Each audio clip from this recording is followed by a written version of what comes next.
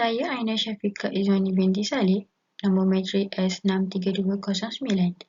Tema saya ialah kedaulatan Malaysia serta isu-isu semasa dalam kurungan isu keselamatan negara.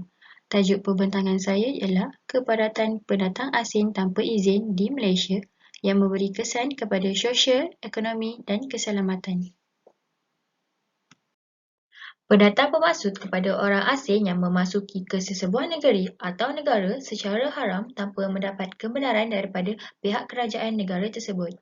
Pendatang tanpa izin ini akan memberi kesan kepada pelbagai pihak. Setiap tahun negara kita menerima kedatangan pekerja asing yang bertali arus sama ada secara sah atau tidak sah kerana ekonomi negara kita semakin berkembang. Mereka yang datang bekerja dalam sektor perindustrian, pertanian dan juga pembinaan. Kebanyakan pendatang asing ini daripada negara Indonesia, Myanmar, Filipina dan Bangladesh. Kebanjiran mereka di negara ini telah mendatangkan pelbagai impak yang negatif. Berikut merupakan kesan pendatang asing tanpa izin kepada sosial, ekonomi dan keselamatan. Daripada sudut ekonomi, telah berlakunya masalah pengangguran dalam kalangan rakyat tempatan. Hal ini kerana setengah majikan lebih mengutamakan pekerja asing berbanding pekerja tempatan kerana pekerja asing sanggup menerima upah yang lebih rendah berbanding penduduk tempatan. Namun, pekerja tempatan bukanlah memilih sangat kerja atau terlalu memintakan upah yang tinggi. Disebabkan oleh kos sara hidup yang semakin lama semakin tinggi, menyebabkan pekerja tempatan meminta upah yang lebih tinggi untuk menyara hidup mereka dan menikmati kemajuan yang ada di negara ini. Seterusnya, implikasi dari sudut sosial pula boleh dilihat dengan berlakunya pertambahan kegiatan jenayah oleh pendatang asing. Ramai dari kalangan pendatang asing ini terlibat dengan kegiatan ragut, pecah rumah, samun, terutamanya di kawasan-kawasan berhampiran dengan rumah kongsi. Selain itu, kehadiran mereka ke negara ini secara tidak langsung membawa masuk budaya mereka yang sebahagiannya bertentangan dengan norma hidup masyarakat tempatan. Contohnya, mereka mengamalkan pergaulan bebas antara lelaki dan perempuan, malah ada yang tinggal serumah tanpa ada ikatan perkahwinan yang sah. Ada pula yang tanpa segan silu menegur arak di kawasan perumahan yang sebahagiannya penduduk tempatan. Kehadiran pendatang asing ini juga menyebabkan merebaknya beberapa kes penyakit berjangkit. Mereka membawa sekali ke negara seperti Kala Azhar atau demam hitam yang dipercayai dibawa oleh pendatang dari India, Bangladesh dan Myanmar. Penyakit berjangkit seperti batuk kering, malaria dan H1N1 adalah disebabkan interaksi rakyat tempatan dengan pendatang asing. Hal ini akan menyebabkan turunnya taraf kesihatan rakyat Malaysia. Seterusnya, keselamatan sosial juga terancam. Ada antara pendatang asing tanpa izin ini merupakan penjenayah yang dikehendaki oleh pihak berkuasa di negara asal mereka.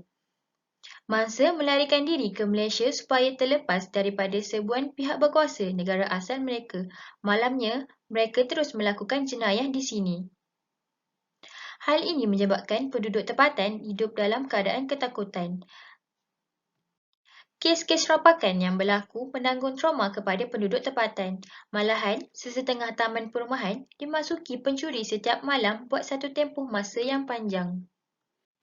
Kedatangan pendatang asing khususnya yang tanpa izin juga mendatangkan masalah perumahan.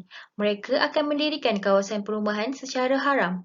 Sesetengah kumpulan pendatang asing ini pula membuka kawasan hutan sebagai kawasan perumahan mereka untuk berteduh. Kawasan setinggi ini tidak teratur dan kurang kemudahan seperti sistem pembuangan sampah dan air kumbahan. Oleh itu menyebabkan berlakunya pencemaran alam sekitar. Selain itu, pembangunan negara pada masa akan datang juga akan terbantu kerana kemunculan kawasan setinggi ini. Imej negara juga akan terjejas kerana menggambarkan kelemahan pentadbiran negara serta penghargaan ekonomi yang tidak seimbang.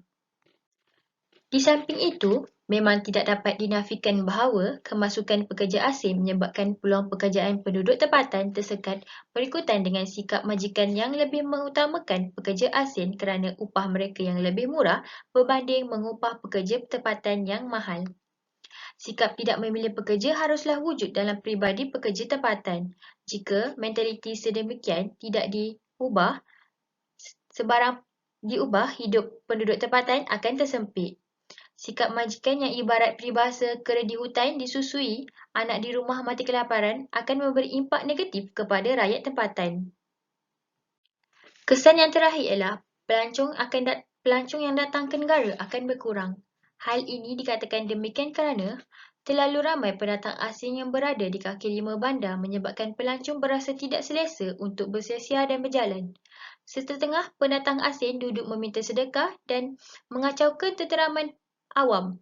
Sebagai contohnya, duduk di stesen bas, meminta sedekah, menjual keropok dan tisu dan sebagainya. Mereka yang tidak mempunyai pekerjaan melakukan hal tersebut untuk menyara hidup mereka. Hal ini menyebabkan berlakunya pengurangan kadar pelancong yang datang ke Malaysia. Kesimpulannya, kebanjiran pendatang asing tanpa izin yang tidak terkawal ke negara ini akan mendatangkan impak yang negatif. Oleh hal yang demikian, semua pihak mestilah berganding bahu dalam menangani masalah kebanjiran pendatang asing ke negara ini. Kerajaan hendaklah menguatkuasakan undang-undang untuk mengahadkan pekerja dari luar dan perlu mengutamakan pekerja tempatan. Sudah tiba masanya Malaysia mengalihkan tumpuan pelaburannya kepada teknologi yang lebih tinggi dan canggih. Berkaitan industri berintensifkan modal supaya penggantungan kepada pekerja asing dapat dikurangkan. Berikut merupakan pembentangan saya. Sekian, terima kasih. Di sini saya menggunakan 5 rujukan untuk menyiapkan tugasan ini.